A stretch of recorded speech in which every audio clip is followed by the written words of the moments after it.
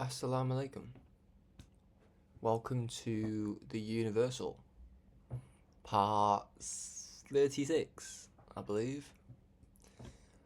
We're going to be picking up from where we left off to go and work harder. So we always want to, through our faith, be proving that we are with God, and even go even further, of God. So I say we. Okay. In the name of Allah, the Beneficent, the Merciful. Praises be to Allah, the Lord of all the worlds, the Beneficent, the Merciful. Master of the day of requital. Thee do we serve, and thee do we beseech for help. Guide us on the straight path, on the right path, the path of those upon whom thou hast bestowed favours, not of those upon whom thy wrath has brought down, nor those who go astray. I only just noticed that in that, it's called the opening, there are two mentions of the Beneficent, and there are two mentions of the Merciful. So I wonder if there's anything in that, because I only just noticed that because it says in the name of Allah, the Beneficent, the Merciful, and then it says, which is like, that comes before every single verse or every single chapter. Not every single chapter, but a lot of them. So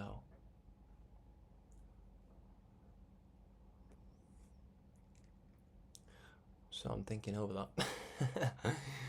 Alright, what we're going to be doing today is going through, well, chapter 36. We are going to go at it, because we do usually go at the number of the episode we're on.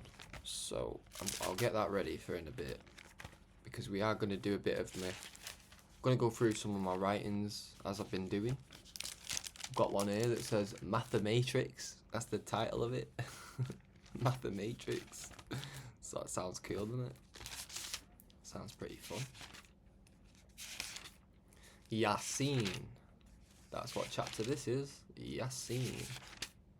Yasin me lately. Yes, sir. Praise be to Allah. Well, we're gonna start with that.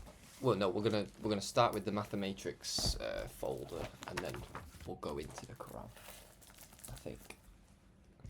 And maybe we do just a bit of this, and then we'll just alternate between the night and the day. So, anyway, if you get what I mean. Because, you know, Farrakhan's light is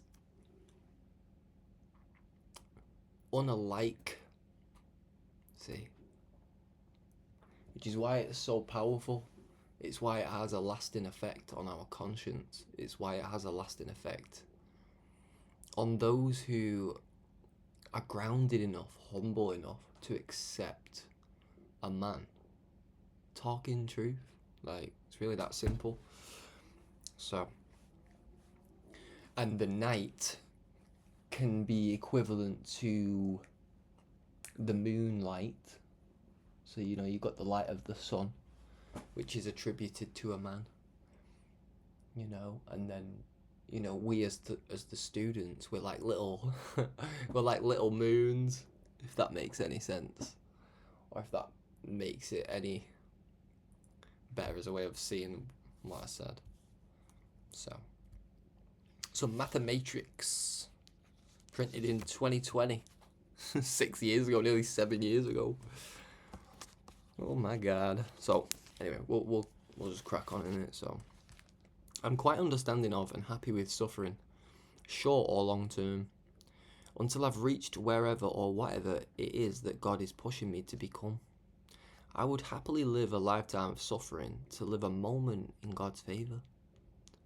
What most people don't understand is that there's a great joy, a great comfort in suffering. In God. For God. Suffering, see that last part? Suffering in God, for God. You know, and I was thinking to myself, like, we don't see the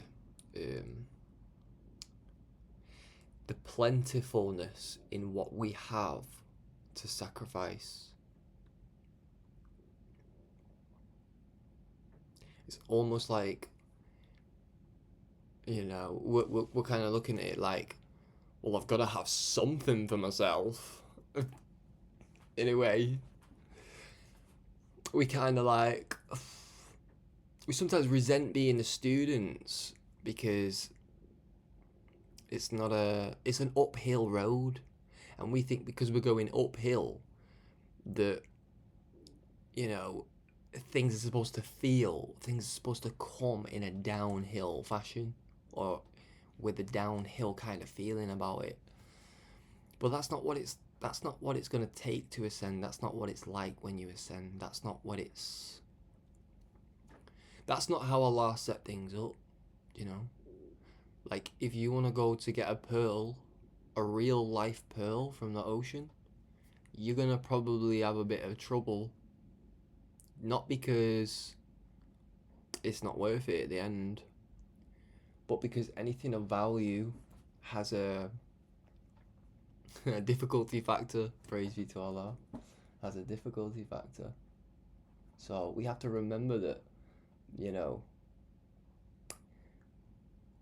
to really understand what I mean is like when Farrakhan says when Elijah Muhammad said to Farrakhan, they want my crown but they don't want to pay my price.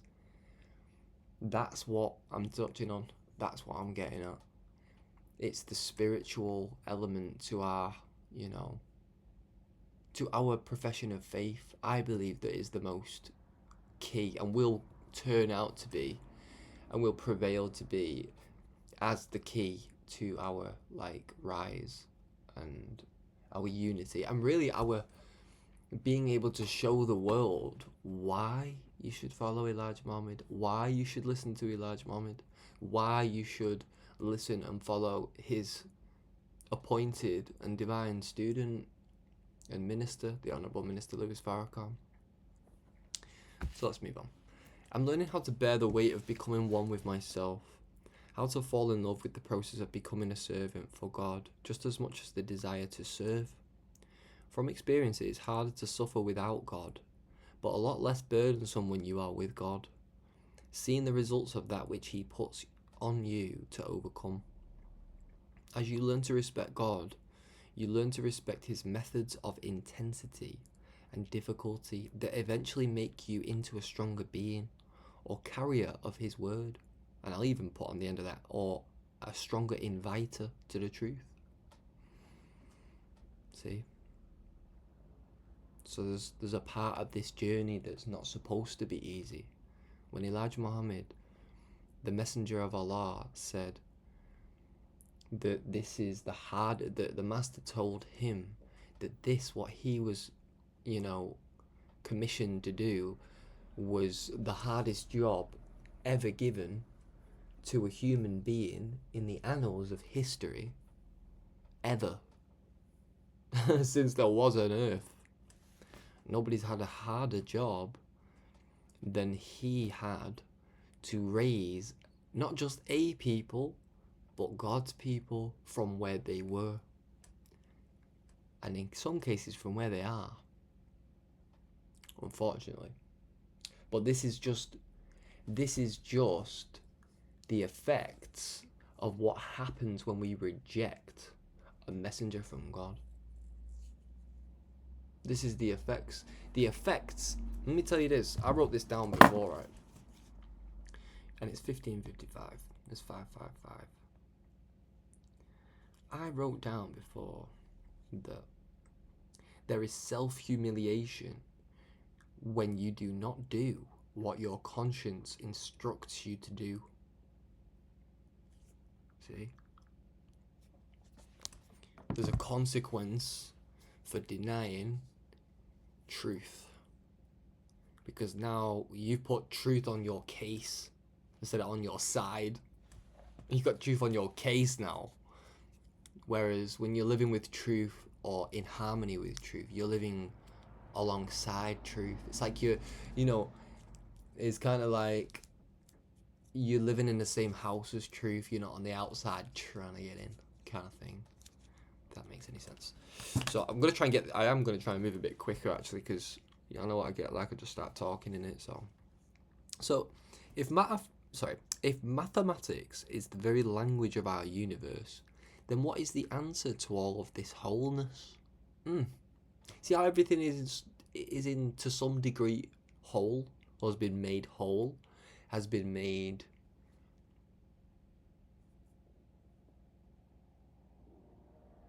good. See, when God, originated everything, he said it says in the scripture that he said it was good. This is good. I like this. I like this. This is good. You say that sometimes, like, this is good. This. We want to get to why. See, we want to get to why this is all so whole around us. Really, I'll say, because I'm using WHOLE, but I will say wholly as well. I think creation holds some form of holiness, because for every creation there is a lesson. Which it reminds us in the Quran that everything was made for a purpose and with a specific reason for its existence, or for its coming or being brought into existence by the originator. So if mathematics is the very language, see, the language is not even, most people think language is words and communication, but sometimes the most highest form of communication comes through either symbols, comes through pictures, and therefore that means coming through physical creation, meaning all the creatures. In the spider you learn a lot of lessons. In the lion you learn a lot of lessons. In the crow or the hawk or the eagle or the dove, you learn a lot of lessons. In the cat, in everything that you see, there is something there for you. So that's the language in which God speaks. See, most people will have a bee come up to them and they'll try to shoo it away, not realizing that bee is a sign to be. So, we have to understand the signs of Allah. See, it says in the Quran that we, Allah speaking, he says we show them signs within themselves and around them. I'm paraphrasing in that sense, but it says we show them our signs from within themselves and from creation. And it's really those inner signs that I want, that this broadcast is really centered around, because that's the very core part of us that is calling us to do something, or calling us to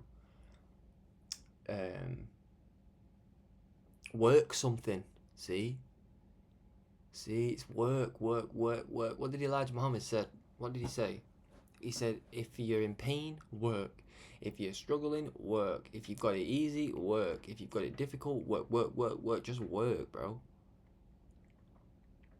Because we shouldn't find in all of this teaching nothing to do. Surely. That's not what... I don't think we was raised to just let another man do it for us. We was raised to be a part of and to complement the very establishment of Islam in the West. And a lot of that will come from our actions in our physical unity. That's true. But I think the most See, look, the most dominant, not the most recessive way, but the most dominant way that we're going to get that attraction in the world internationally, I believe it'll be through our spiritual understanding, our spiritual disposition, our spiritual relationship with God as it relates to the spiritual language of the scripture. When he says, I'm going to make man, let me just turn that down, because I'm going to make man in my image and after my likeness. See? And like the minister said, if I'm a doctor and I want to make a man, a doctor in my image and after my likeness as a doctor, what am I making? I'm making a doctor, right? So when Allah say in the beginning, in the scripture, in the Bible, I'm gonna make a man. He said, let us. See, there's an us. He didn't say I. Let us make man. Make him into our image, not my image. He said our. Ooh, that's big, brother. That's big talk. That's big stuff. Because it spills right into the Quran, and we it says in the Quran, we ordained the first heaven with stars. Like it'll say things like, and we sent such and such, and we, the we is very interesting because God is supreme, that's true. But when you are working with the supreme, you are a class of the we. You are now a part of the we because you have submitted yourself to do the will of him. See? So when God says, I'm making a man in my image and after my likeness, or I'm making a man after our image and after our likeness, see? What's he making? He's making a God, brother. See, Jesus wasn't powerful because he wasn't a God. See? Jesus was powerful because he was the only one in his time that knew that secret.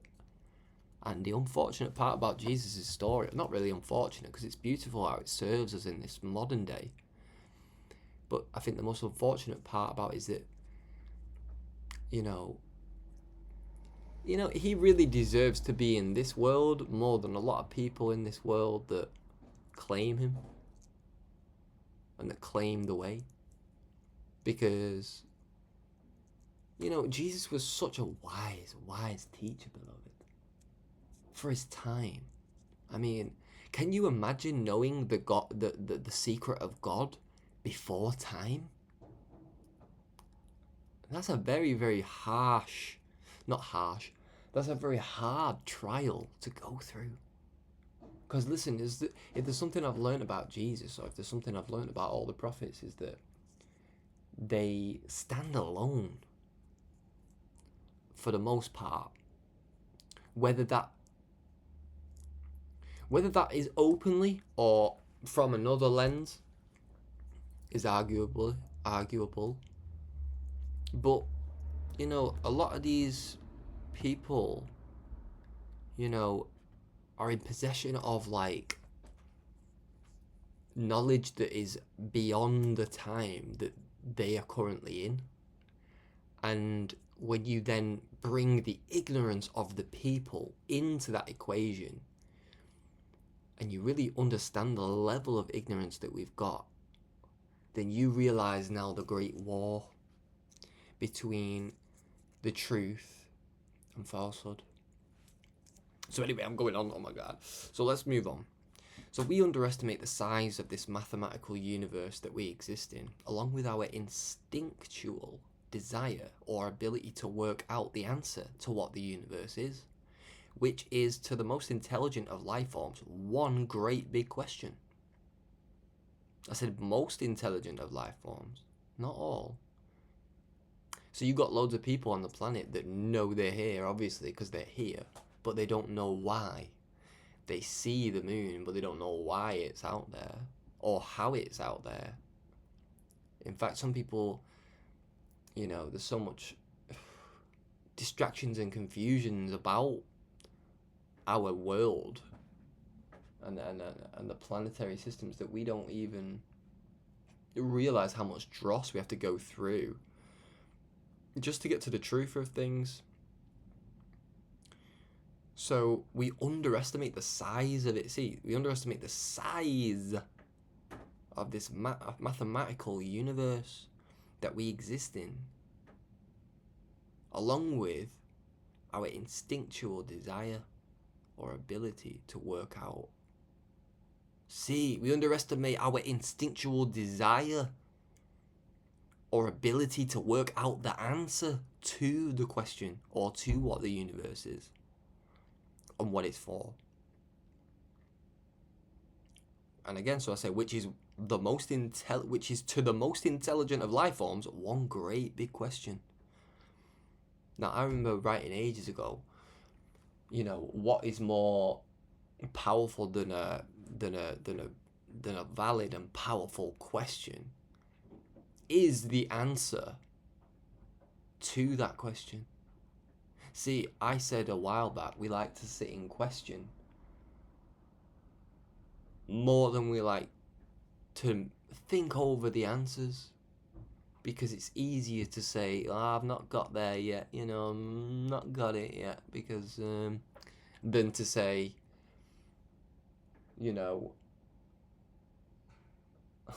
I'm striving. So like I say, to get that pearl, you're gonna have to go to the bottom of the ocean. And it's crazy. Now I'm thinking about it. Some people don't even make that dive. Some people get something artificial to extract that from the ocean, or something not artificial, but something inorganic, something unoriginal, something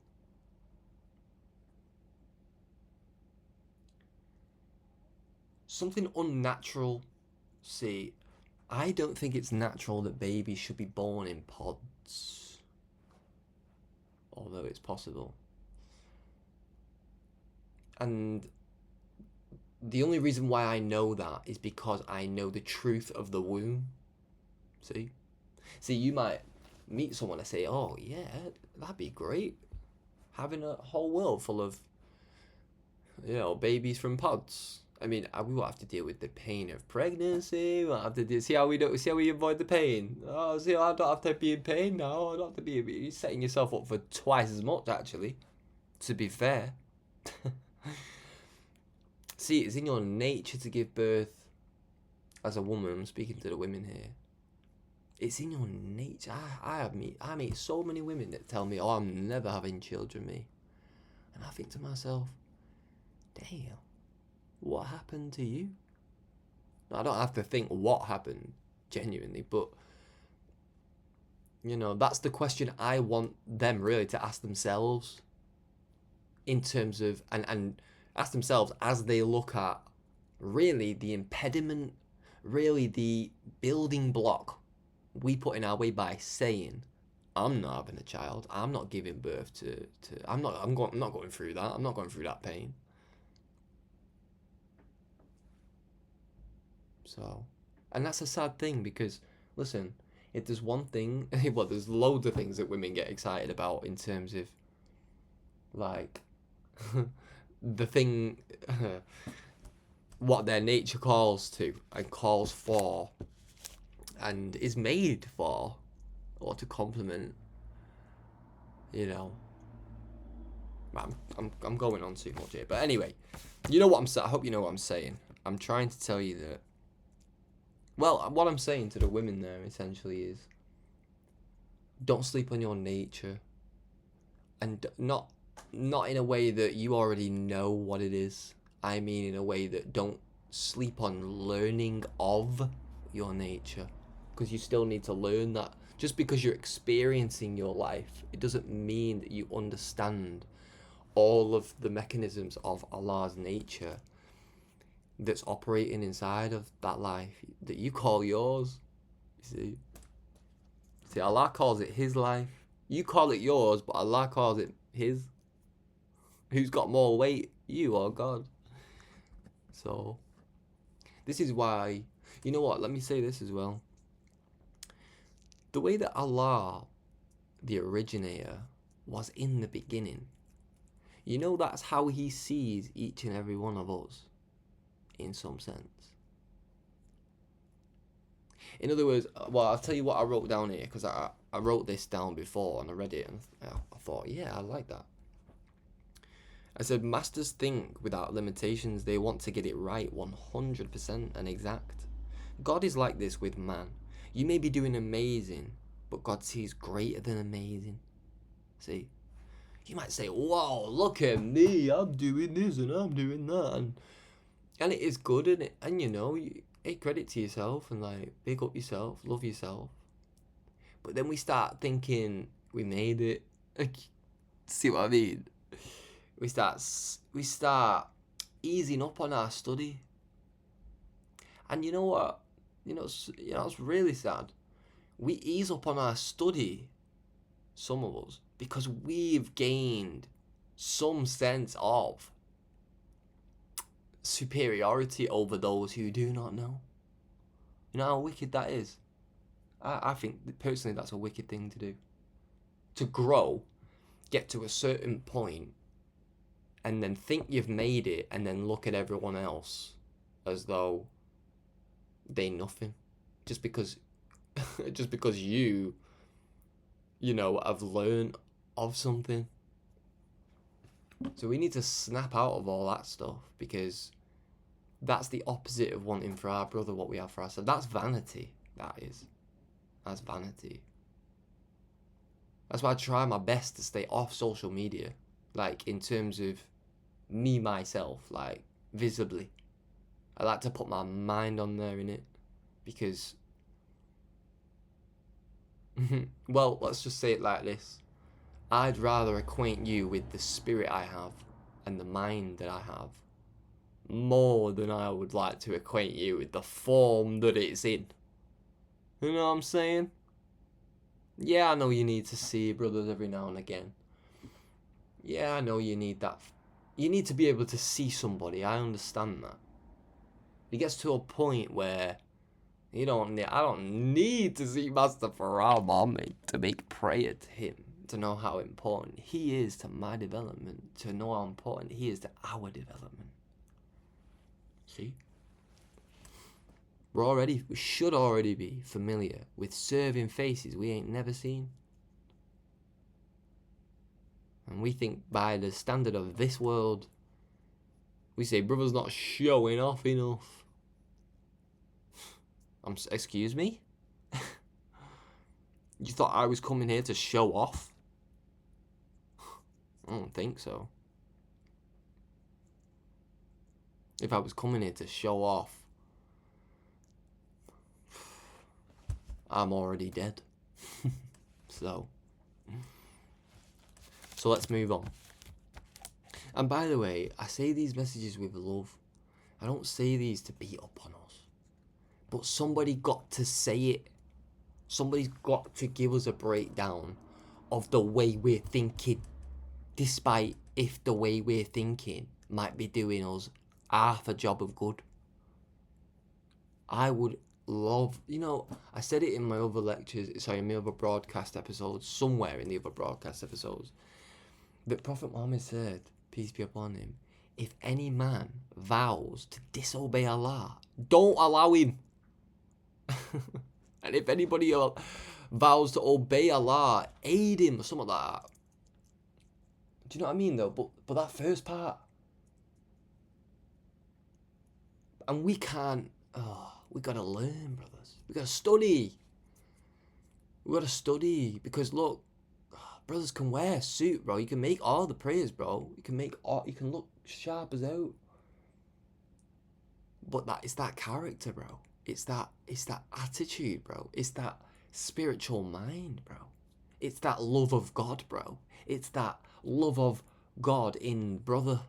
It's love for brother. What you love for self that we seem to be a little bit weak in. And that is not the area we need to be weak in today. In fact, that's where we need to be strong. And that is why messengers come with a bit of a tone. And they come with a bit of a, not digging this. Because, messengers don't have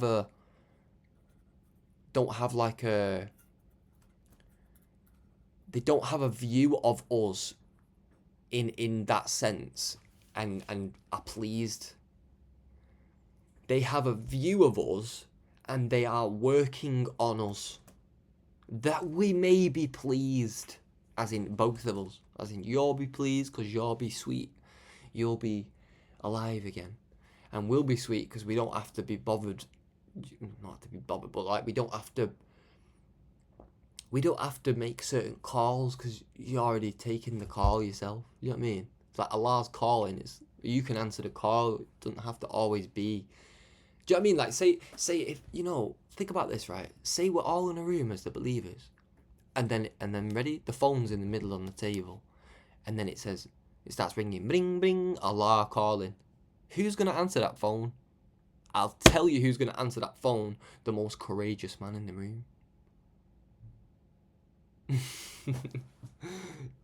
So what's crazy is, look, when that phone rings, we usually go where's Farrakhan?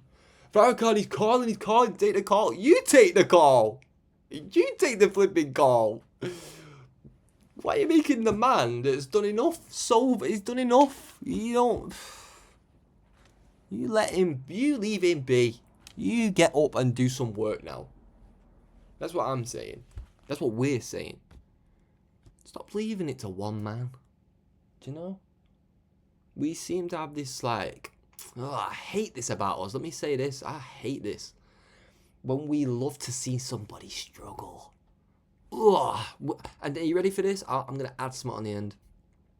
We love to see somebody struggle because they reflect what we are not, or not quite. See, it reminds me of when Prophet Muhammad, peace be upon him, said that a woman, he said that basically most of the inmates of hell are women, but he gave a context to it. He said that it's because you will do as a man, you'll do so many good things for her, but as soon as you make a mistake let me say what he said, Prophet Muhammad. He said, as soon as she sees something not to her liking, she forgets all of the deeds, all of the good deeds that man did to help her, to bring her to that place of security. And we're like that in the spiritual. We're very, very, very picky. And it's in our arrogance, it's in our thinking we made it, there's 76 trillion years in front of us as well, not just behind us. And there's a lot of work to do in that. And it's not an accident that the Master's given us divine mathematics. It's not an accident that he's doing that. See, we may not understand the numbers we're looking at. We may not understand the equations that we're exploring and expressing and trying to line up with the expression of creation in whatever way. But we have to know that, we have a lot of work to do, brother. Okay, I'm talking so much again, but this is what's coming, innit? So this is just what comes, innit? And I'm just I'm just giving out the message, innit? All right. I don't need to convince anybody, nor do I need to convert anybody, for every human being has already been converted to mathematics. Oh my God. What a word. Sorry, I face the window when I'm talking, so I apologize if it's been hard to hear me. I'll try and speak in front of the monitor.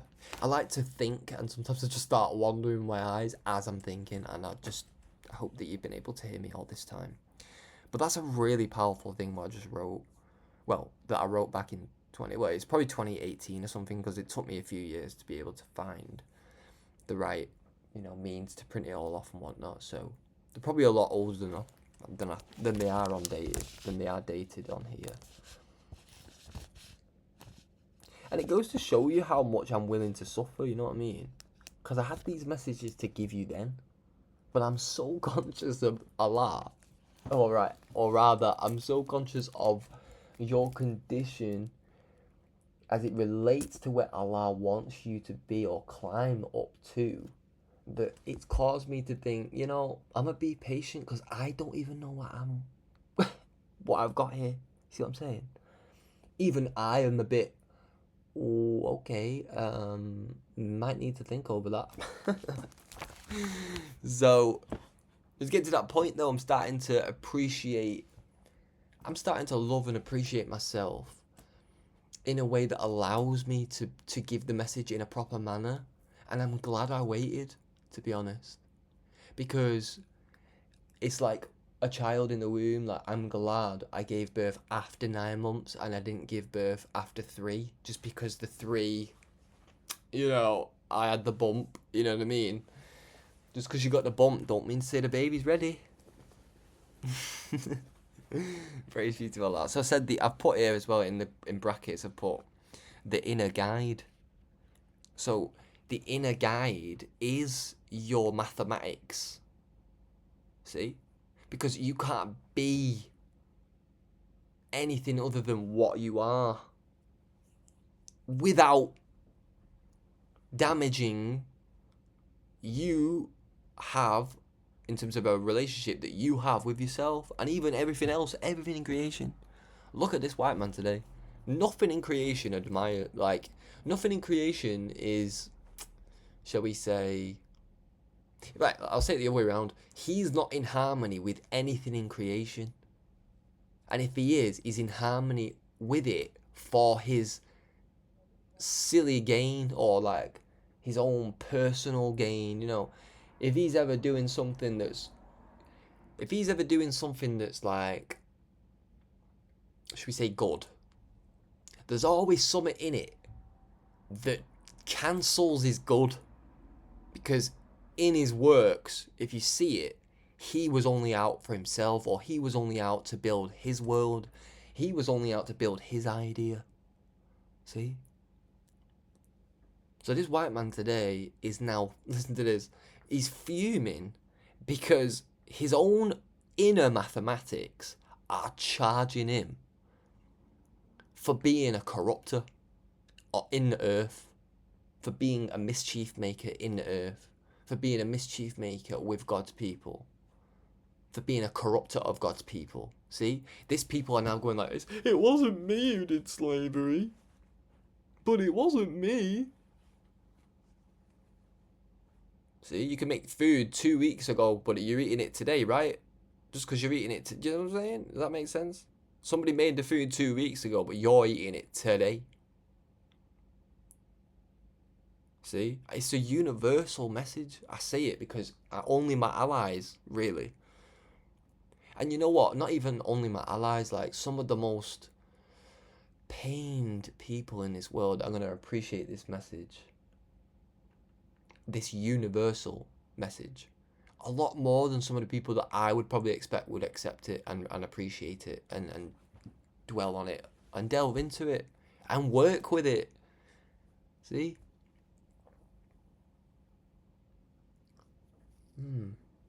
So anyway, so the reality of the universe and the reality of ourselves is like one great stave wherein the spirit of God can flourish. It is one great book that man and woman alone has the power to read. Providing that he meditates on the law of one within the walls of the law. Sorry. Let me get this right, because this is quite deep. Let me start again. The reality of the universe and the reality of ourselves is like one great stave. Now, for those who don't know what a stave is, you have, I believe it's 5 horizontal lines on the stave. It's a musical stave I'm referring to. So, you know, there is this like song that humanity, or rather creation, is singing.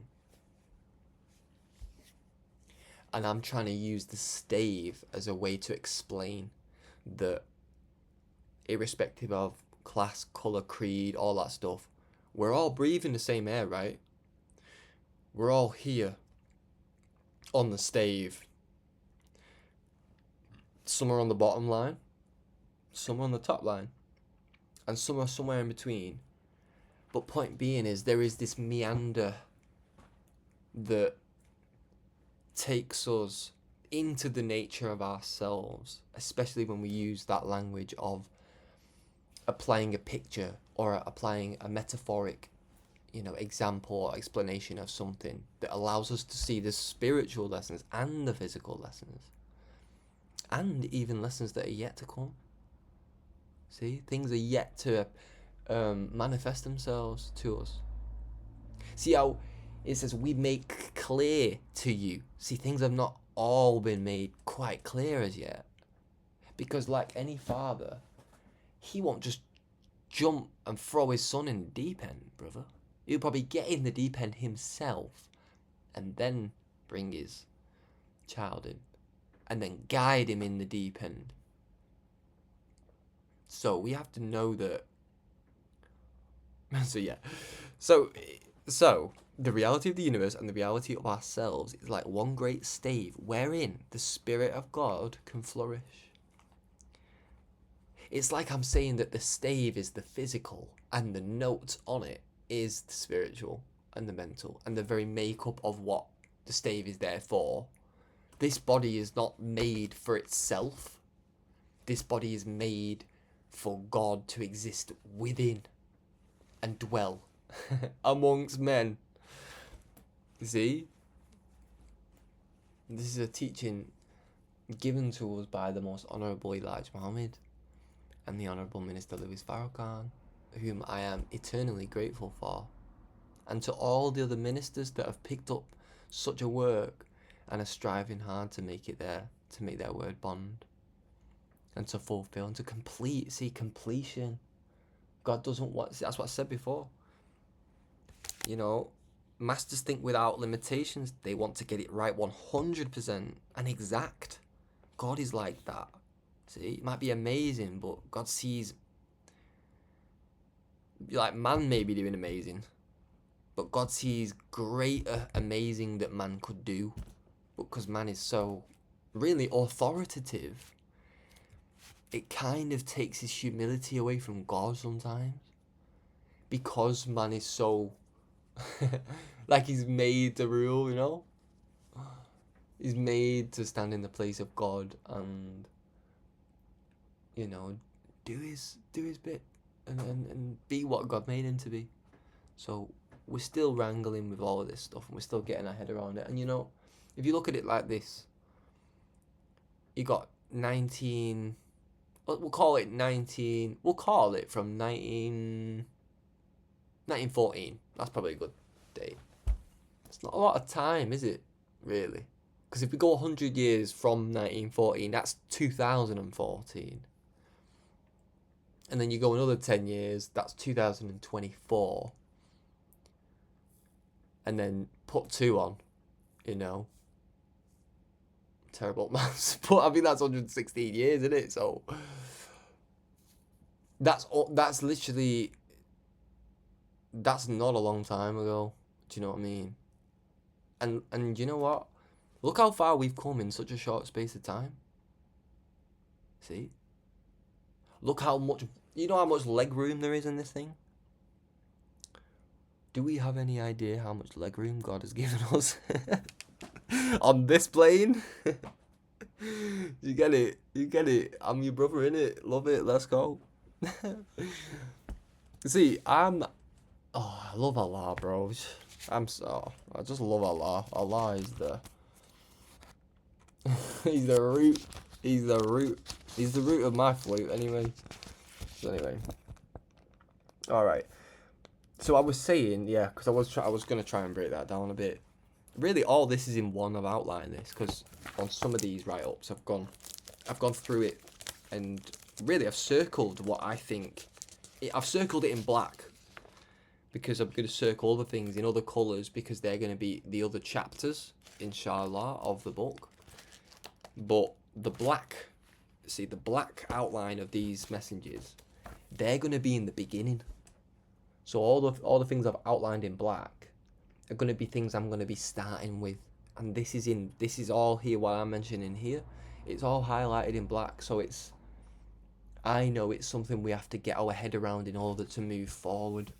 And that's why, although it may seem sometimes the messenger's just repeating the same thing, they are really trying to get us to the next phase, the next stage.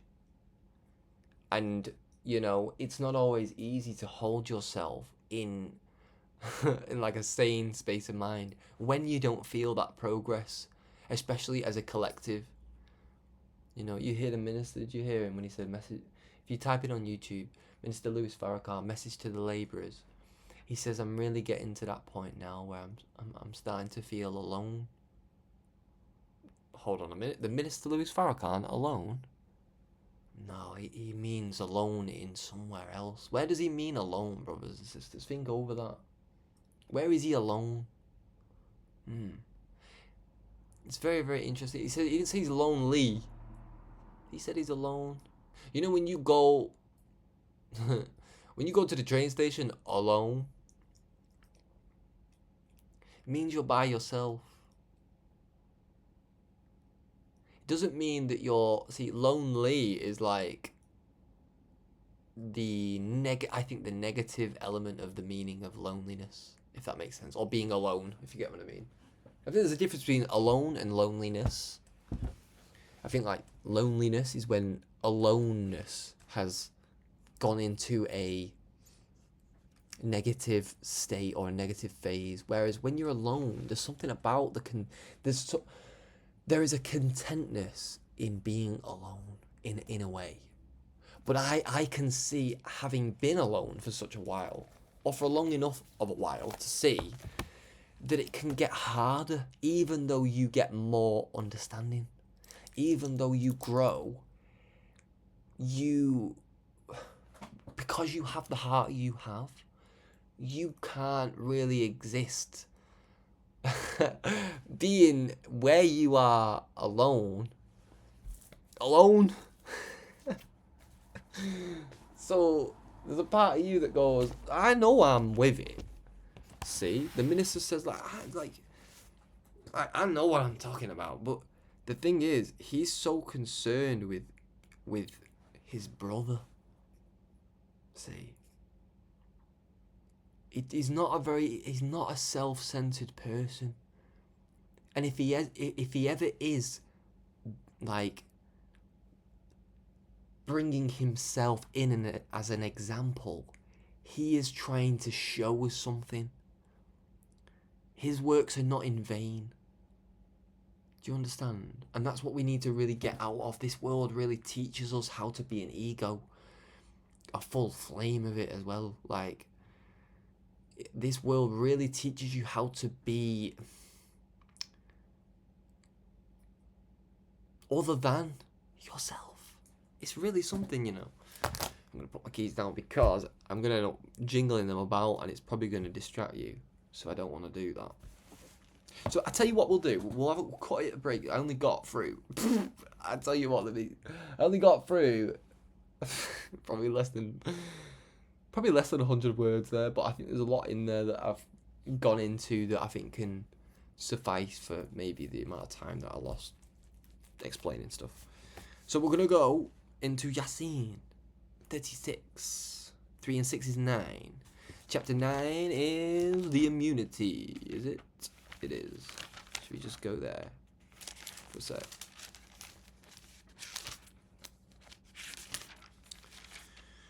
Damn. Oh, God, that's a big paragraph. I think we might have to save that, but right. Oh, praises be to Allah. I've just got a thought, but I'll keep that to myself because I love you. You know what I love? I love seeing for my brother what I got for myself. And I love thinking about it as well. Even if it's just a hypothetical thought, or even if it's just an imagined thing. I don't know. I just like thinking, oh, he's on that. Oh. Like, I don't know, bro. But anyway, sister, brother, let's go with Yasin. We're gonna do like the beginning. So we're gonna read through this little thing. So the title of this chapter is taken from the initial letters Yasin, in which the Holy Prophet is addressed. The object is to show that man can attain to perfection, and thus achieve the real object of his life through contact with the perfect man, Muhammad. It is called the heart of the Quran. Ooh, okay. It's called the heart of the Quran. Didn't know that. And it says T in brackets, says TR.43 ellipsis then 6. So I don't know what TR is. Oh, might be Torah. Oh, I don't know. I'm not gonna try and say something because if I don't know, I don't know, and I'm not gonna try and say something when I don't know, innit? So it's the heart of the Quran.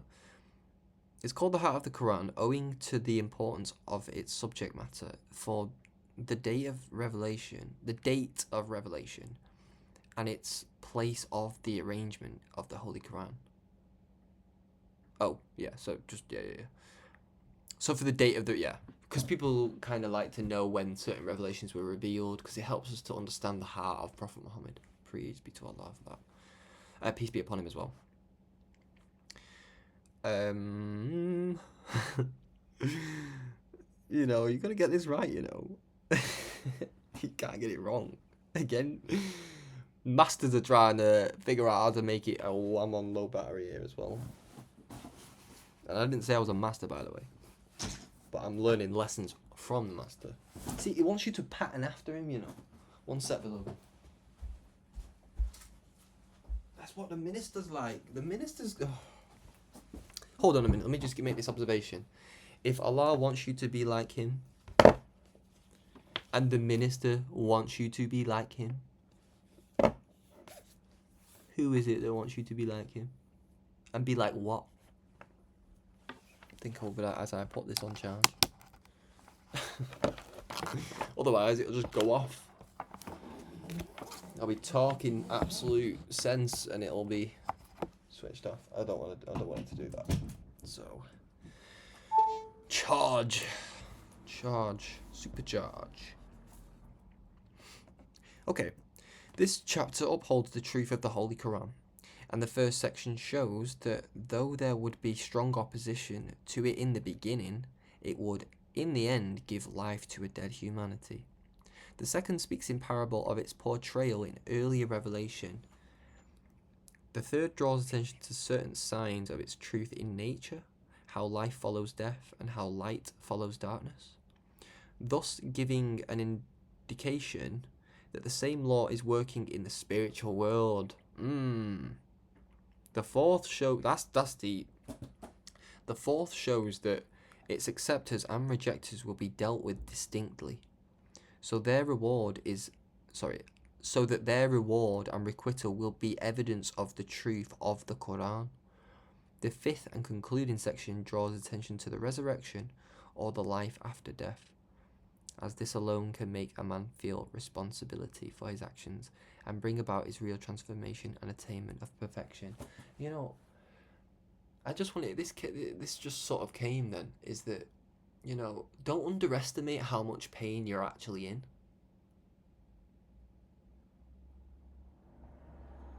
Are you hearing? Don't underestimate how much mud you're under. You know, that just kind of came through then as I was reading that, because I was kind of thinking to myself, some people might be listening to this and see, God, this man is really up to some mischief here. But I really don't like that thought. I really, really despise that thought, that you think I'm some ill-motivated individual that wants to cause harm to the believers. It really kind of gets to me that. I have to be really patient with that. And maybe a lot of it comes from my own self again. Thinking, over things in the wrong way. But, we have to... You know what I will say? I'll say this. You can tell a tree by the fruit it bears. And that will be all on that. Okay. Truth of the Quran. Section 1. In the name of Allah, the Beneficent, the Merciful. O man, by the Quran, full of wisdom. ! Surely thou art one of the messengers, on a right way, a revelation of the Mighty, the Merciful, that thou mayest warn a people whose fathers were not warned, so they are heedless. The word has indeed proved true of most of them, so they believe not. Surely we have placed on their neck chains reaching up to the chins, so they have their heads raised aloft. See, that's a very, very spiritual message, that, I think. I'm seeing that in a spiritual way. I don't know about you, but I ain't seen nobody walking around with chains reaching up to their chins. Do you? I don't. But I think that's a spiritual... See how... Oh my God. See how Allah is painting a spiritual picture using physical reality? He's using your chin. He's using chains. He's using head. The head. The neck. See, surely we have placed on their necks chains reaching up to the chins, so they have their heads raised aloft. See? So Allah's trying to... See, now watch this. If you go into all those words, maybe in the Arabic, we've not got time to do it today, but you can do this. I'll give you a bit of homework on that. If you go into the words in Arabic of neck, chains, chins, heads, and then any other words in there that you would like to explore, I will bet you absolutely bottom dollar that Allah, obviously in your sincere pursuit for understanding, will give you something for sure. See, and it says, and we have set a barrier before them and a barrier behind them, so we have covered them so that they see not. See, that doesn't seem physical, does it? Because you still see, right, with your eyes. But where is Allah saying He has covered you? See? Where is Allah saying He is covering them? Where is the barrier before them and behind them? Where is that? And what does that look like in mathematical, what does that look like as a mathematical explanation of what happens in the brain when we reject truth? See how much work there's to do. There's so much work to do. I mean, I've not got time today to do that, but I mean, I might have to do that myself. I'm giving you the homework. I maybe just gave it myself, just in advance. So, anyway, let's move on, because we're never going to make it through this. But to be fair, I know I owe you quite a bit of time, because I've took a lot of time for myself, so I do intend to fulfill on. You know what I will say is sometimes we go away to come back stronger, and we go away to come forth as a better example than we were, a better person than we were, not better person than they were. See, I'm not in competition with you, I'm in competition with me yesterday. And sometimes me yesterday is kicking my ass today. And then sometimes me today is kicking my ass off yesterday. So, and it can be very, especially when you love God's people, right? You really don't like the idea, even the thought, even the realization of you getting it wrong, or that you are doing the wrong thing. I don't know. I mean, I have this sometimes. Because I spend a lot. I always say, I wrote this down before. I'll tell you what I wrote down. Because sometimes, like, let me just try to find it.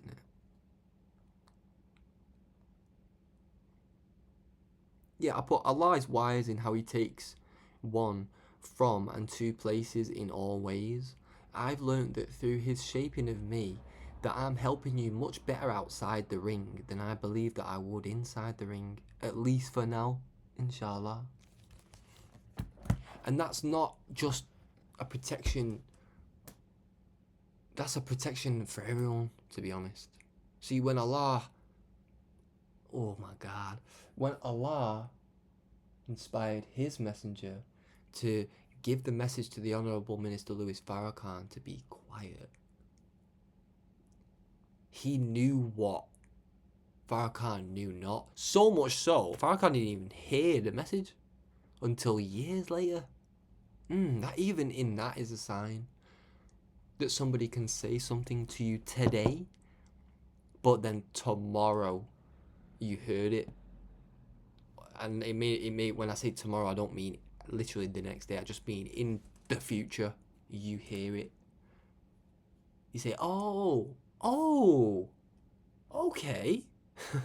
You just wake up. I don't know what it is. Sometimes you just wake up on the right side of bed or something, and you're just like, oh yeah, I understand that now. But no. It's not about getting up on the right side of the bed. It's about Allah, and He will reveal it to those who are grateful. And you know what He says? I can't say it enough, can't stress it enough. He says, we give... Oh, no, wait, let me try and remember it word for word. And to those who are grateful, we shall give more. Something like that. I'm paraphrasing. I think that's the best my little brain could do with it. But you know what I'm saying. So, right, let's go. Let's keep going anyway. But again, because we're here we're in a spiritual broadcast here. This is not a.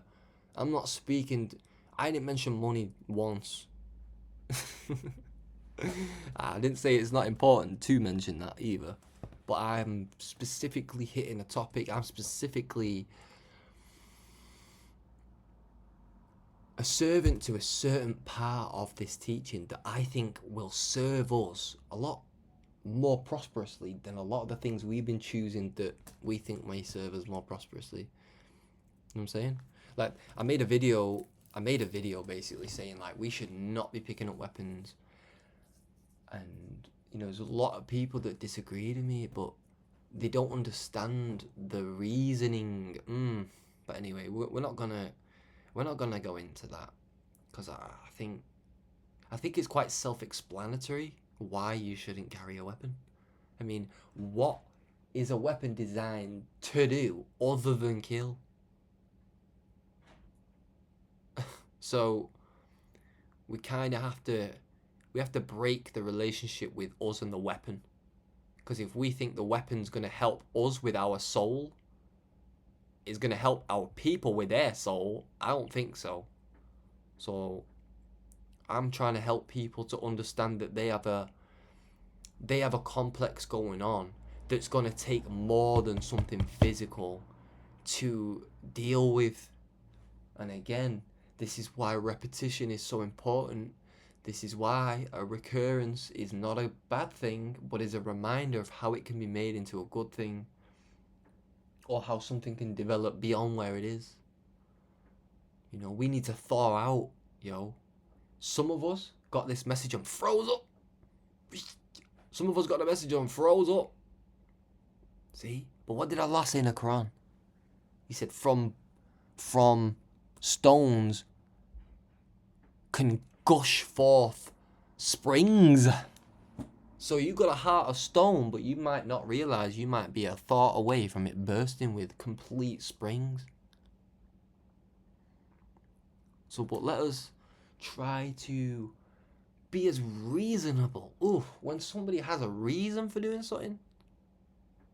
See, Allah said, I'm gonna make a devil. I'm gonna permit a devil to be made. I'm gonna permit it. And we might say, oh my God, bro, oh my God, like, you're such a bad God, like, oh, in our emotion. But, you know, let me say this. We would have never had the Honourable Minister Louis Farrakhan. We would have never had the Honourable Elijah Muhammad. We would have never had all of these great ministers and all these great people, even in or outside the nation, like even your Nikola Teslas, like, see, all these, because we come out of such a difficult period of time, we're like refiners, if you can think about it, if you can see that, we're refiners of the pain that we just went through. But if we don't refine it, we're passing it on to somebody else. But I'm gonna be real, yo. I ain't passing it on to nobody. I've said to Allah, even today, if it's pain I need, give me that. If it's a bad time, a hard time that I need, give me that. A bit like Abdul Malik when he was on, I love that brother, by the way. I love that brother. Yeah, when he was on the thing, he said, it's not my desire to die. See? What was that the point I was going to make? Oh, I just love that, bro. You know, that experience one day, I tell you what, one day, inshallah, one day soon, we'll do like maybe we could do it on, I've got it. On episode 40, we're going to go through that lecture. Sorry, not that lecture. We're going to go through that episode on Closing the Gap. I believe it's Brother James who hosts it and Sister Starla, if anybody knows those brothers and sisters. Just search up on, and if you don't, obviously, like, search up on YouTube, Closing the Gap. Closing the Gap, Brother James. I think it might come up with me. But we're gonna watch that on we're gonna watch it on Friday. Oh, sorry, bit of Kevin Gates there. I love Kevin Gates. Oh my God, I'm so glad I've been able to say that in this episode. Oh, do you know what? I love him, bro. Like, you know, God's sending saviors, you know. Yeah, he's a G, he's a God, mate. He's a God, bro. He's got there. He's getting there, should we say? You know what? You can be perfect enough. See what I mean? You can get to a point in your development as where you're perfect enough for what you're supposed to be at. You know what I mean?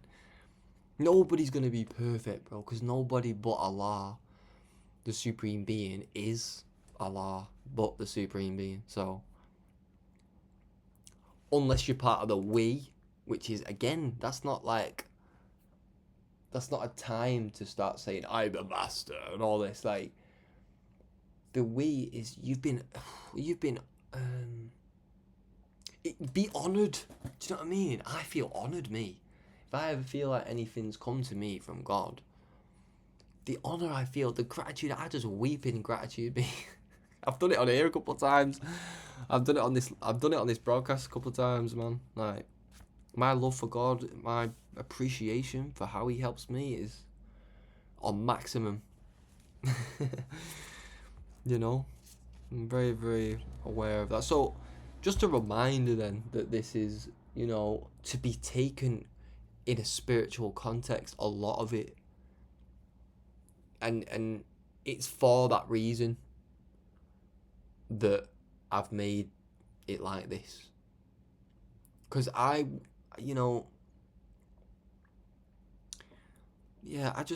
feel like, no, I don't feel like, I know I've got to do it. That's what it is.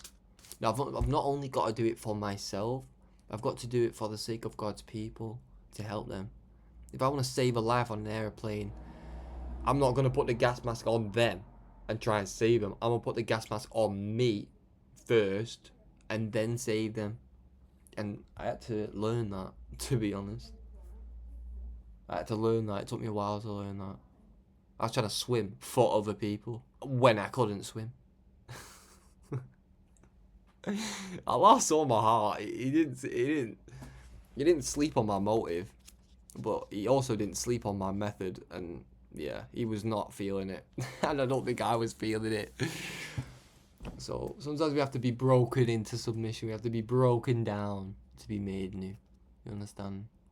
Always be patient. That's why you should always be. You don't even know if Allah's permitting you to be broken down, permitting you to go through hard times, permitting you to have to deal with thoughts that may be, to your perspective, out of your depth. See, you don't even know what you see. Abdul Malik Saeed Muhammad, yet again. You don't even have the right to judge yourself. That's what he said. But he said that that's what a minister said to him, because he was beating the hell out of himself. And the minister was reminding him, you better stop doing that, because you're really beating up on the part of you that Allah might be most knowing of. You know what I'm saying? And you ain't most knowing of what Allah put in you for His glory. See? Oh. But yeah, so let's move on. Oh my God, we're going to be here all week, aren't we? Alright, and we have set a barrier before them and a barrier behind them, and we have covered them so that they see not. And it is alike to them whether thou warn them or warn them not, they believe not. Thou canst warn him only who follows the reminder and fears the beneficent in secret. So give him good news of forgiveness and a generous reward.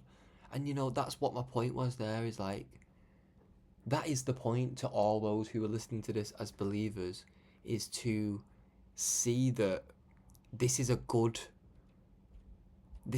thing. Do you know? This is a good thing that somebody comes with something that can help us to be better. Not better than anyone, better for us, better for our people. Not better than our people, better for our people. See? And I really love it when I let a brother know that he ain't alone. I love, you know, giving a brother security that God's with him, or that, you know, you can always reach out to God. You know, some people, and I'll be real, like, that's quite frightening in a way to take first hand in a way. If someone tells you that if you pick up that phone and dial such and such number that God is going to answer, I'm not too sure how many people would straight away dial that number, even if they did know it was God. Do you know what I'm saying? See what I mean? See how we hide from God? We don't do a good job though, do we?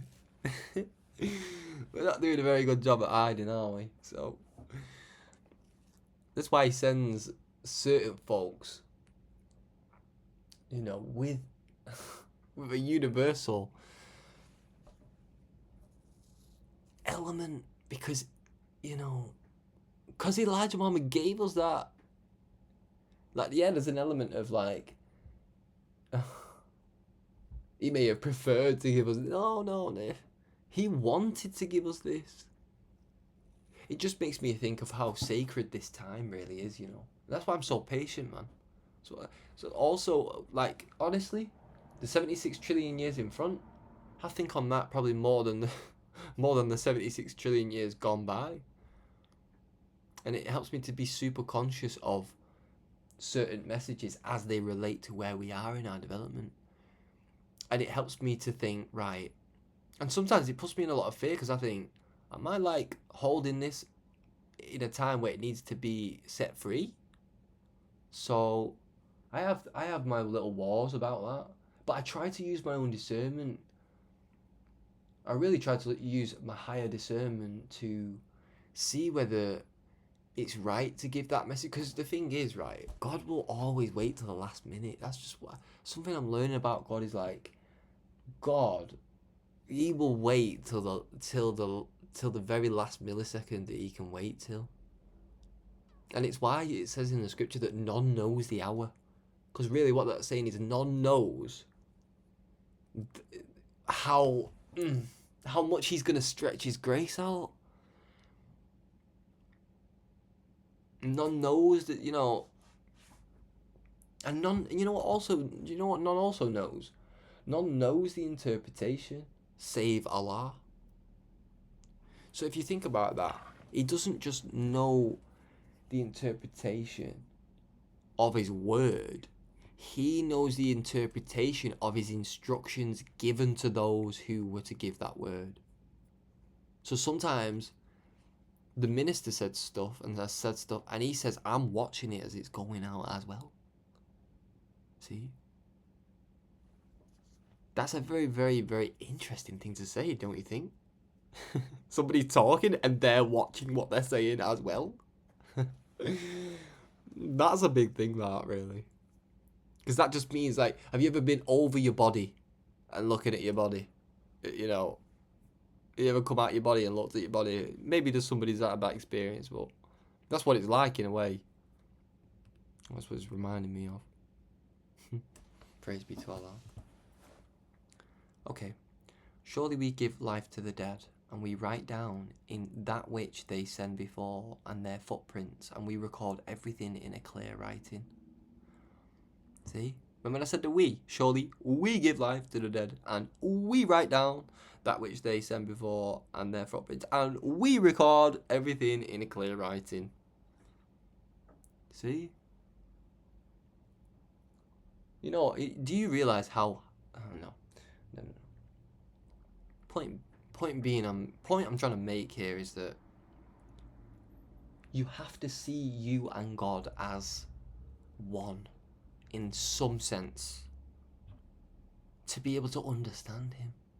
Because we've got men on this planet that think God's other than them, and then they're looking at men. See, God said in the Bible, how can you love God whom you have never seen and hate your brother whom you see every day? See? What was Jesus saying? How can you love that man, see, Allah, whom you have never seen, but then you hate that man? That expression, that, you know, that one made in the likeness and in the image of Allah. How can you, who is your brother, and you hate him? See? He was likening God unto a man. Y'all hearing me? Christians, you better hear this, because you're not oblivious, or you're not estranged or bewildered at the idea that God is a man, because you believe Jesus is God, right? For the most part. You believe that Jesus was a man, right? I'll be real, yeah, as this world moves, Christianity, the real, I wouldn't say the real Christianity, because that's like the oneness. You know, our Christians are our brothers and sisters.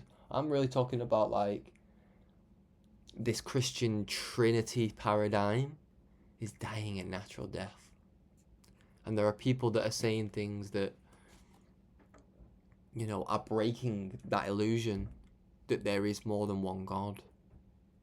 Because somebody wicked, you know, had put that into that format so that we wouldn't be connected to the one God, so that we'd be going to three, or dividing one into three, which doesn't make sense mathematically anyway. See what I mean? See how Elijah Muhammad is mathematically correct? He is theologically correct. He is scientifically correct. He is spiritually correct and aligned. He has a understanding of the very nature, see? The very root. The root! Sorry. Oh, that word, man. It's so small. That's what I mean, man. Like the messengers of God, they seem so small. They're like little lambs, but they're so big. Do you know what I mean? The word root is so small, but it's so big.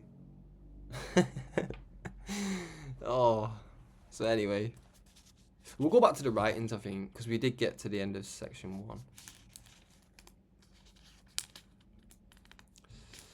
Yeah, we'll do that in a sec. We'll say that till the end, I think. Back to the mathematrix. Come on, beloved. Get your thinking caps on.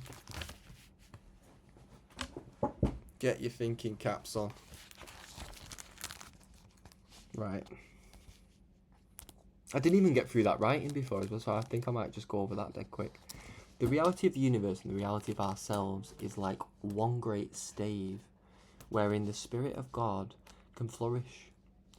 It is one great book that man and woman alone has the power to read,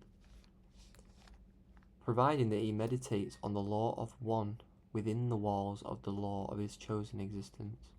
Reality is like a giant exclamation mark that is here with a purpose for a purpose. The exclamation mark, which is creation, acts as an arrow, a reminder of a greater force or a greater motion of strategy or development and power that we came into. Sorry if that's a bit chopped up there. Apologise. The song of life had already started before we became present. See? So, that's powerful, isn't it? The exclamation mark, which is creation, I said. Reality is like a giant exclamation mark. But look, we've got the exclamation mark, but we don't have the words before it, so we just got an exclamation mark. No wonder we're so confused, bro. That's like being given a plate of food with no knife and fork, so give me a fork, please. Somebody bless me with a fork. Oh, praise be to Allah. Somebody bless me with a fork. Okay. Alright, let's calm it down here now. Point being there, though, is like, it's almost as like, it's a puzzle. You know, creation is like it's, you know what an exclamation mark is? When you've got bold in something. You'll say, no! Exclamation mark. See? What usually comes before an exclamation mark is a word with oomph behind it. With a bit of You know what I'm saying? So, I hope so anyway. And if you don't, I pray Allah that He'll give you understanding. So, it's all good. The praise of the... No, I won't say the righteous. The praise of the believers availeth much. I'm not righteous. Far from it, love. Far from it, beloved. I'm getting there, though. By Allah's grace. Praise be to Allah. Okay. No. It's one of them, innit? Alright, I'm not going to go on about that. Okay, the white man acts almost as one of the instruments that hasn't been tuned up properly. Or rather is playing in a different key to the key that God chose to write his piece of music in. See, this is all one massive write-up, this, I think. Because it's as though, and I used to do this, I would write and I'd get another great premonition of something or like outline of something, and I'd have to just straight away go from where I was in the writing to just go straight down into the new one. So sometimes it kind of does my head in a bit, but then again it can be fixed because I get to certain writings and they just stop midway through explaining. But I usually find that if I read it over and over again, I actually get back into the mind that I'm in the thought, and then I expand it, and it's as though I finish it. But sometimes I'll be there, like, I'll be writing, and through a revelation, I get another revelation. Does that make sense? So through a revelation comes another revelation. And I have to just sometimes cut the other revelation short just so that I remember, because I stress about it, me. Sometimes, in fact, I did it today, I'll be like, and I always, if not most times, get the answer. I'll say, because I'll be thinking on something, and I'll be like, right, I need to write this down. And then sometimes it'll just go from my mind, and I'm like, oh, what was that then? I saw something then, but I want it back. I say, Allah, can you help me to remember what I was just thinking about? And He'll give it me. And I'll say, oh, praise be to Allah, because I can write it down then. Because for me, I'm not trying to get the thought back to just have the thought. I mean, I would have just kept the thought then, wouldn't I? For me, I get the anxiety because I think, God, I might have needed that. We might have benefited from that if I put that into words for them. or if I explained it how I just saw it, God. Do you know what I mean? So, you know, there is a lot, it seems like there is, for some strange reason, a lot of stuff we still need to understand about the white man, and especially to those, I guess, outside of the nation. I think there is a bit of a misunderstanding of the role that white folks have played, and still will play in a sense, in this time frame that we're in, that we've come out of. So I'm always trying to like give us the breakdowns, not just the statements. I could say the white man's the devil. I'm sorry, but somebody today is going to be very violated by that unless you break that down and you give that context, or if you explain that in the way that we've actually been instructed to explain it, which is by not using the word devil anymore. So we've been asked to use, but you know, look at that, bro. Look at, like, always ask why, beloved. Just always ask why.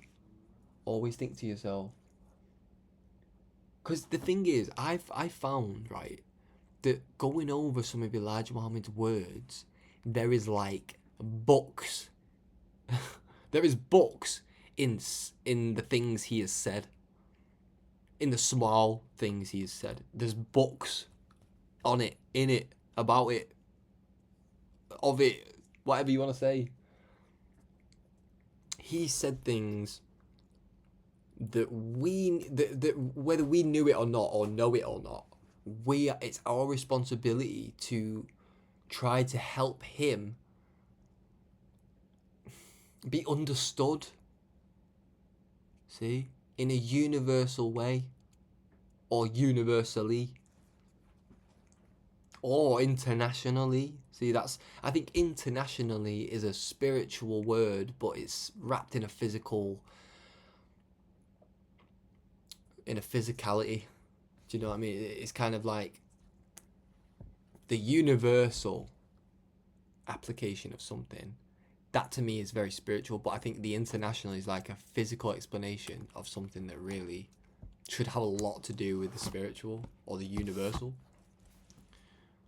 I don't know if that makes sense. It made sense in my head when I was saying it then, so I apologise if it wasn't that clear, but I'm sure you can just rewind it and try and grasp what I'm trying to say. Okay. So, the white man acts almost as one of the instruments, see, that hasn't been tuned up properly, or rather is playing in a different key to the key that God chose to write his piece of music in. He's like a living trombone that has no sense of volume or awareness upon the laws and the actuality of actuality of the ways of God and of the universe. So, imagine you going into a machine factory where everything's working, and then you try and switching everything around and swapping everything around. And the only reason why you've done that is because you're so in awe of what you're looking at that you just thought, well, I just want to get involved. How can I get involved? I'm just going to get involved. Right, I'll just put this here, put that there. But you're just making it up as you go along. Well, this is kind of what the white man's done in some sense. He's not had a full comprehensive knowledge on what he's doing and what he's using for what he's doing and what he wants to use, but what he wants to do. So the reason why they're so destructive, a lot of it, I think, having been a white man myself, being a white man myself, I've experienced that growth where I no longer am like a destroyer. I'm no longer not in an incomprehensive state where I'm now subject due to my incomprehension of something. It's the opposite. When God gives you comprehension or a comprehensive knowledge of things, it can completely, change your direction. It completely...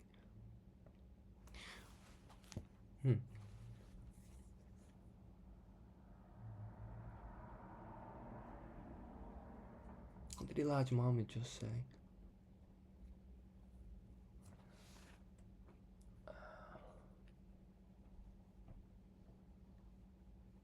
can never remember that. We'll move on. It don't matter. Pardon me. Alright. The instruments were already here for us to learn from and study. See, when I'm saying the white man almost acts as one of the instruments that hasn't been tuned up properly, it's not that he isn't an instrument, it's just the way he's tuned up. It's just in the wrong key, innit? See? But listen, I'm not overly infatuated with the idea of trying to communicate this to ignorant people. So I have my own discernment in it. So I'm doing the best I can as a servant. That's all I can do in it. So that's all I can do. So music is mathematics.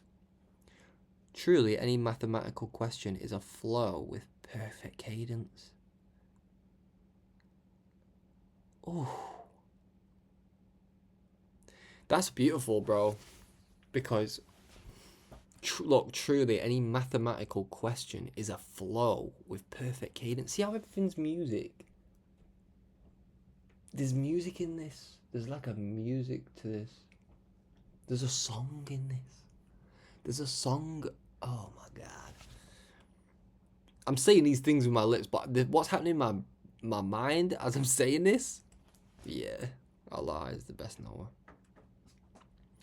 Okay, so maybe I should give you a bit of context of what a perfect cadence is. So I'll give you an example of a perfect cadence. I'm not going to explain it. I'm going to try and give you the chance to see what a perfect or an imperfect cadence is. We'll start with a perfect cadence. You ready? Do, do, do, do. Do, do, do, do, do, do. Do, do, do, do. Do, do, do, do, do. Da-dun. Okay, now I'm going to do the imperfect cadence.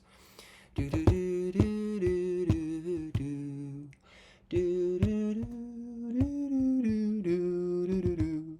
Do, do, do, do, do, do, do. Did you get it? Maybe it wasn't the best example, but so perfect cadence is something that rounds off well musically. It sounds done. Remember when I went da-dun? That's what we call usually a pedal note. You know, you hold it. It's the finality. It's the bang. It's a perfect cadence. An imperfect cadence is when something don't feel finished. Oh. God have mercy. Lord have mercy. Let me take my jacket off. Let me take this off. So, an imperfect cadence is when a piece of music does not feel like it's finished. See? Leaving almost an eerie sound. Like dun dun. You're expecting dun dun, but if it goes dun dun, you're thinking, what is coming after this? Like, what's this? Like, come on, like, you're thinking, finish it, like, do it.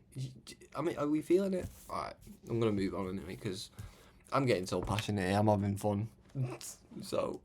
I hope you're having fun as well. You know. Good things come to those who wait, innit? So it is what it is. Anyway. The brain cell so teaches Elijah Muhammad, was created to think rightly. Oof. See, oh my God. You know, I'm gonna need help with this work. I'm gonna need some help here, yo. I'm gonna need some help. Because there is just no way on this planet. It would take me, if I wanted to do a good job, which is what I like to do, it's going to take me a long time to get through this work, because I see so much in this. I can't, bro, sister, I've not even got past the first page, beloved. So I'm trying to give you an example.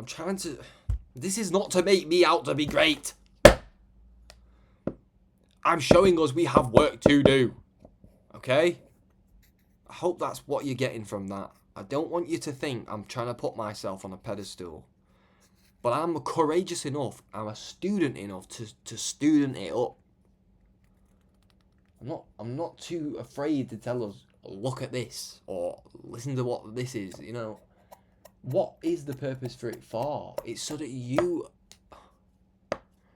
have understanding. So that you can be raised from your spiritual death, from your mental death, from your problems, from what confuses you, from what's hurting you.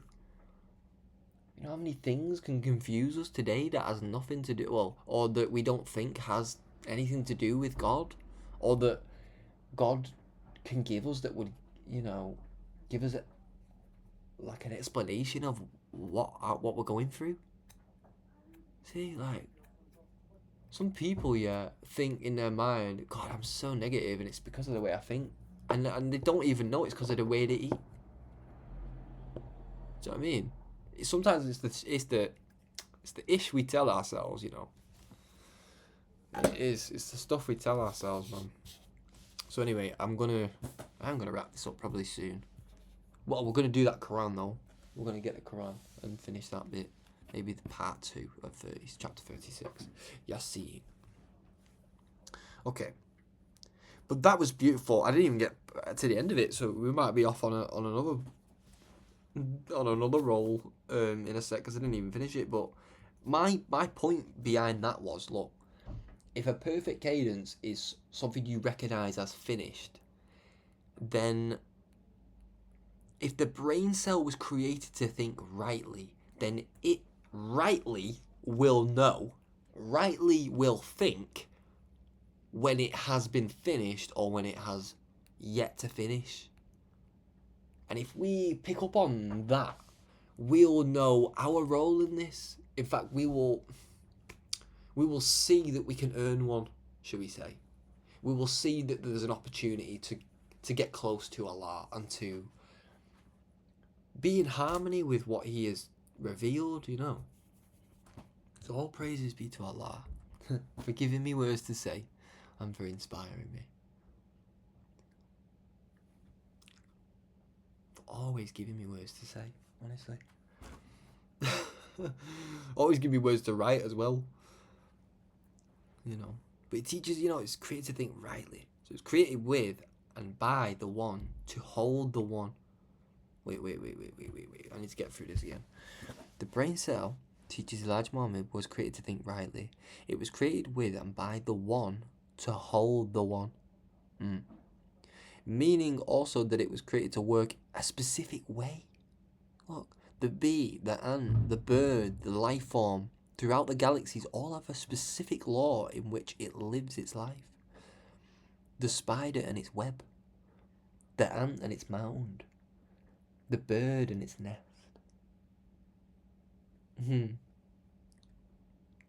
The fruit that we can produce with a brain cell that is thinking.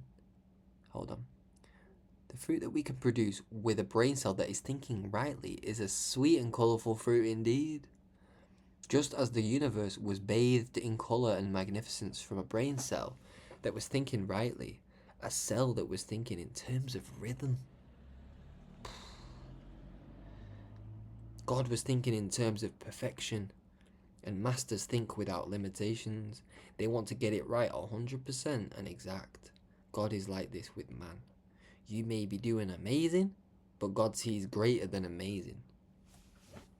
That's the first page, beloved.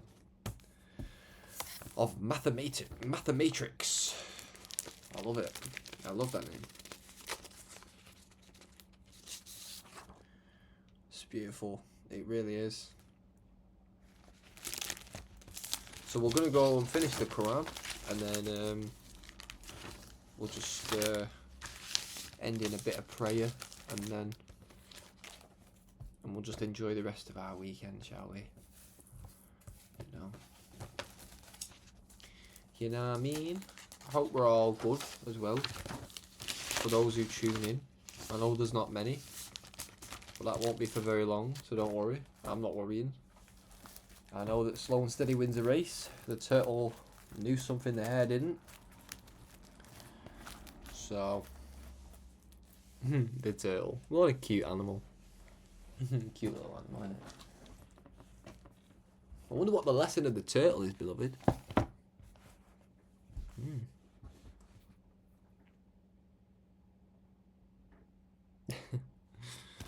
I wonder, eh? I wonder. Alright. See, that's what I mean, like, you might say, like, you could rightly, in your right mind, ask, why was the turtle made? For what purpose? For what reason? For what lesson? And somebody with the right mind, somebody in their right mind, somebody in the spirit will be able to give you something about that. Because in nature, there is a lesson for man. In everything. Anyway, come on. Thinking caps. Thinking caps. I told you. Thinking caps. Right. Okay, confirmation of the truth. And set out to them a parable of the people of the town.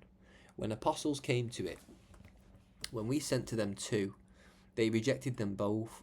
Then we strengthened them with a third. So they said, surely we are sent to you. They said, you are only mortals like ourselves, nor has the beneficent revealed anything. You only lie. Trifling, aren't they? Trifling people. They said, our Lord knows that we are surely sent to you, and our duty is only a clear deliverance of the message. They said, surely we augur evil from you, and if you desist not, we will surely stone you, and a painful chastisement will certainly afflict you. You see how they're being threatened by the people. People are threatening them. People are threatening the messengers. They always threaten the messengers. They always give us a threat. See, when you're giving this message out to your people, you're gonna get a few threats, you know. I bet you. And if you ain't, you ain't doing it right. Nah, beloved, you're doing it the way you're doing it, beloved. I'm proud of you. But you know, we have to expect a bit of heat if we're teaching truth, especially if we want to, you know, to be a good servant and to understand how to be. It's about being a good servant. That's what it is. That's what I'm trying to say. And you have to understand that being a good student doesn't always mean talking. Doesn't always mean teaching. Being a good student has a lot more to do with receiving than it does in terms of giving. Anybody can give the greetings, brother. Not everybody can receive the greetings. See? Praises be to Allah.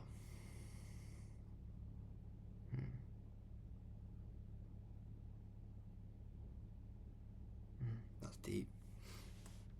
Anyway.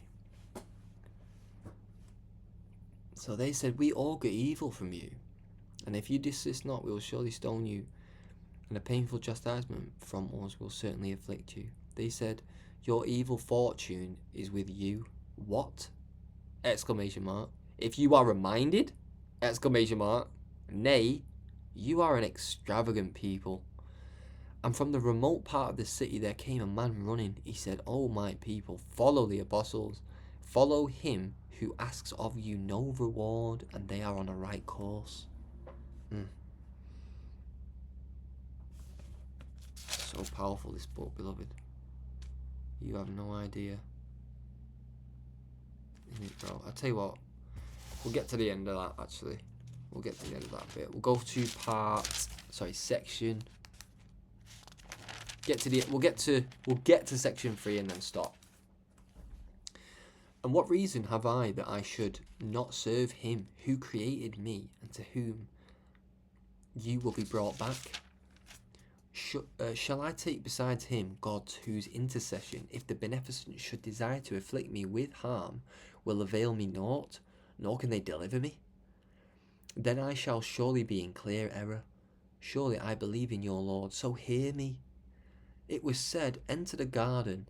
He said, would that my people knew how my Lord has forgiven me and made me of the honoured ones. And we sent not down upon his people after him any host from heaven, nor do we ever send. It was naught but a single cry, and lo, they were still. Alas for the servants! ! Never does a messenger come to them, but that they mock him. See they not how many generations we destroy before them, that they return not to them? And all, surely all, will be brought before us. Praises be to Allah. Well, this was a good episode today. You know, goes to show you personally how protective I am over you, because I won't even come and speak to you if I don't feel very good. It's probably not the best way to do it, because, you know, I think part of life is, you know, allowing someone and allowing others to see your errors. But, you know, I think some people, like rightly so, will keep themselves out of the shot if they know they're not quite ready to face the people. You know, we have to be ready to fight Satan, you know. We have to be ready to, you know, deal economically, you know, financially, spiritually, emotionally. We have to be ready in all those areas to conquer Satan, to defeat Satan. So sometimes it's very difficult when, you know, you're in the fight, but you've not fought the fight fully with yourself. So again, you are your worst enemy until you make yourself, you know, with Allah's help, your greatest help, or rather, the expression of your greatest, or the instrument of your greatest help, which is him in person. That part. So, you know, when he says the Lord of the heavens and the earth, see, you could even I don't like doing this because I heard the minister do it a couple of times, but I know he done it with reason. He put words on, he added words in to help us understand. So he put the period in. But, you know, I'll kind of go with that only for the purpose of giving us understanding. It's that, so he's the Lord of the heavens and the earth. Okay. Now, I'm going to put, he's currently Lord of the heavens and the earth. Does that make sense? I hope that's making sense. Because the one that was governing, ruling, and was the Lord of the world in the beginning is not physically the same being that is going to be Master and Lord of the worlds in the end. Yes, it will be the same instrument, as in, no, it'll be a different instrument, but the same song. Ooh, that's the one. That's the one. So it's not that Master Farrakhan Muhammad is not Allah. He is Allah, but he is not the originator, but he is in another sense. Because he's bringing something so new. He really is. He is like, I call Master Farrakhan Muhammad in my mind the second originator. The way I view him and his work, the way I've come to see his work, is that he is a second originator. He's perfecting what the originator set in motion. So imagine me throwing look, you ready for this? Imagine me throwing the ball really high, really far, and really, really high. Master Fraud is the one catching it. See? The originator threw the ball, but Master Fraud caught it. Thank you. I know what I do. I know what I'm doing. See? Are we catching that? Sorry if I clapped too loud, then it probably burst your eardrums if you've got earphones in. So I apologise for that if that was the case. But I just get passionate in it. And I think that would help us to see Master Farrakhan Muhammad through the correct lens, you understand? God didn't come 9,000 miles for you to die.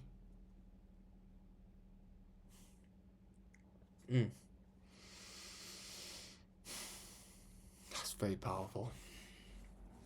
He is very powerful. And I'm very grateful to him.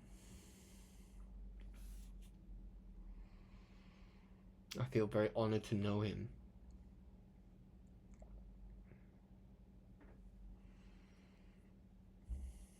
I feel very fortunate.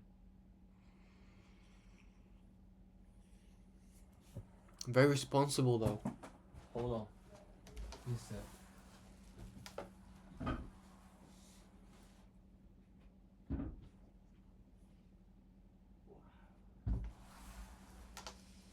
Oh, beloved.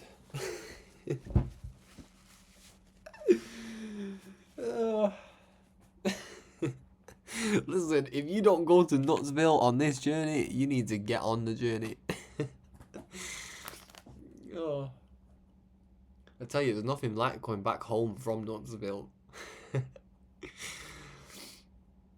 Oh, God. Because really, you know what's crazy? The truth of that is, really, everyone else is in Nutsville. You're at home, bro, sister. In this teaching. You've made it home in this teaching. But I tell you, man, this teaching's not, it's not lightweight stuff. It'll have you looking like Mrs. Doubtfire or something. I don't know. It's a heavy word, brother, sister. See, Islam will bring out what is within. You have to be ready for that, you know. Don't underestimate that. Listen to this. Imagine 76 trillion years of things coming out at once. You didn't hear me.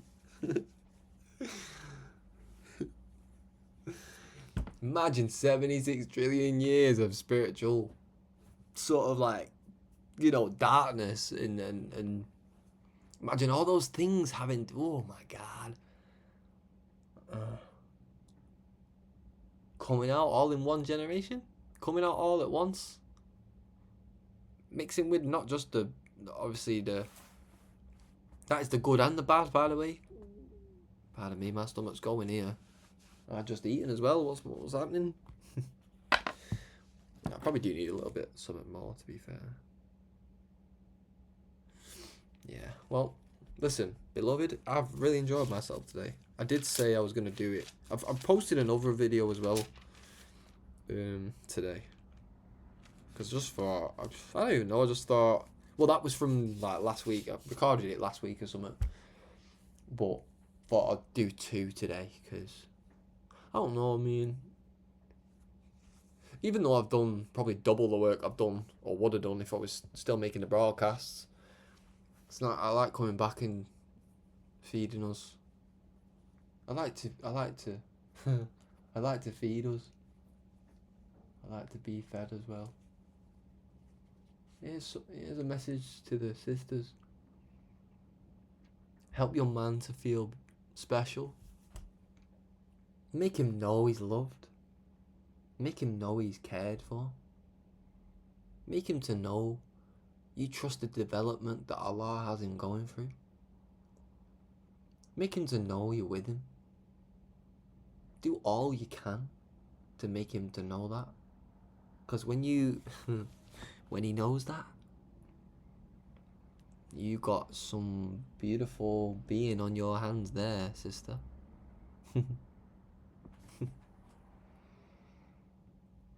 But likewise, don't do the opposite, you know. Never let a man feel unloved, especially yours, or underappreciated, or undervalued, or underestimated, or underevaluated, questioned. You know, so much that sisters can do, you know, outside the box they're familiar with and been raised in and through. There's so much that they can do to help their men today. And a lot of it will have and does have a lot to do with God. You know, men, I'll be real, because we're made in the image and the likeness of God, it's going to take something of the sort to get us right, because that's just the mathematics, man, sister. That's just the mathematics. We can't be guided to anything other than what we are. Otherwise, we'll damage ourselves Hence, you see all this he, she, they, them, flipping, I don't even know how many genders there are these days. I mean, I do. I know how many there are. There are 2. But in terms of this world, you know, as the devil is making everything split and fracturing everything, we have to be on our post, pulling things back together. Or really, not back together as they were, pulling them back together as they are. Because sometimes we want to go back to an old way. We don't realize we're desiring to go back to an old, silly way. And it's probably best to be in a lot of pain in the present than to run back to a comfortable, you know what I'm saying, in the past. Don't try chasing you of yesterday. That you's gone. Chase the you in the now and in the tomorrow. Following and by learning and by sticking with the teachings of the Most Honourable Elijah Muhammad, using them as a guide. You know? Greater things shall you do. Be. Kun fayakun. Kun fayakun. Be. So this has been episode 36 of the Universal. Didn't do any music today. I've not been feeling it really. Doing all that. Again, I'm still on the fence about that. Not usually a fence sitter, but when it comes to that, it is something I'm sat on the fence with. But I want to prove to God that I love Him more than anything else. So I'm determined to prove to Him that I love Him more than anything in creation. Praise be to God. So I'm gonna maybe have a little bit of food now, and yeah, enjoy the rest of my weekend. And I'll probably pay attention, but I'll tune into, as I always do, the Sunday messages of Brother Ishmael Muhammad or Brother Daniel or maybe Brother Jeffrey or some of the sisters, which I forgot the name, but they have the name Muhammad, so that's sufficient. Muhammad, praise be to Allah. Because Muhammad means one worthy of praise. Praise be to Allah, because they are praiseworthy. All those sisters that step up to that rostrum with so much fire and give us so much good teaching. Our women need that today, beloved. We got that. We've got that to give, so we got to give it. Men, come on, we can be more comfortable in what we know by being a good example to it. Behind closed doors, be integral, man. Keep your integrity. It's one of the most powerful things you'll ever have. Strong integrity. Because it don't matter where you go, nobody can tell you ain't nothing. Because you know, you're like, okay, well, you don't know what I do behind closed doors. You don't know what I do for a living. You don't know where my mind's at, and you don't know what I've sacrificed. So, see how integrity saves you from anybody, really.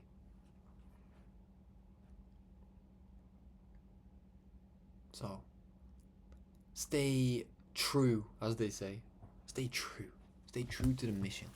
Stay true to the cause. Stay grateful, beloved. Alright. Well,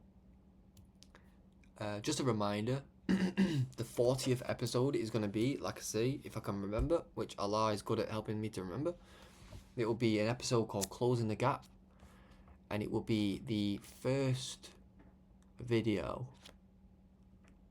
I think there's a part 1 and a part 2, so we could probably do part 1 one time, and we'll do part 2 on maybe the 41st episode or something like that, if it needs to be carried over, because I know they're about 2 hours long or something, so be mindful of that. And I've got to be mindful of me talking in between it, so man's going to be talking as well, so it might be a bit of time, to be fair, and we might have to break even the first one down into 2, maybe 3, depends how much I start chatting.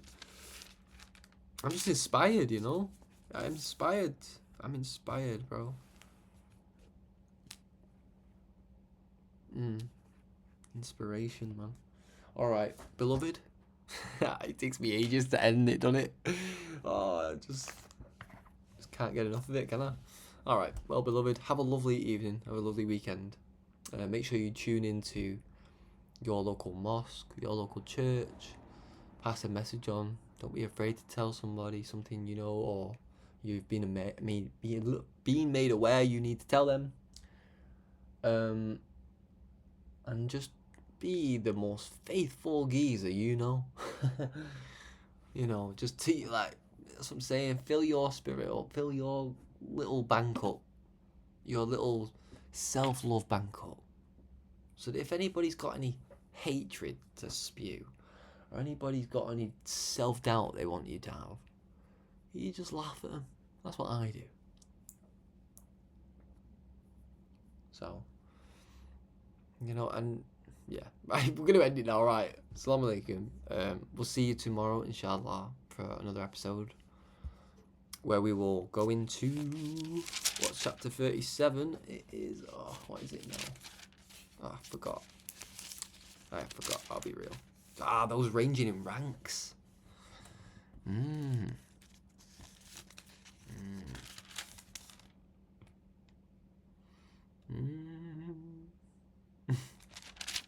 Allahu Akbar. Alright, beloved. Have a lovely, lovely weekend. And remember this. The prayers of the righteous. I like to say the believers, because not one of us is righteous. The prayers of the believers availeth much. So, Assalamu alaikum.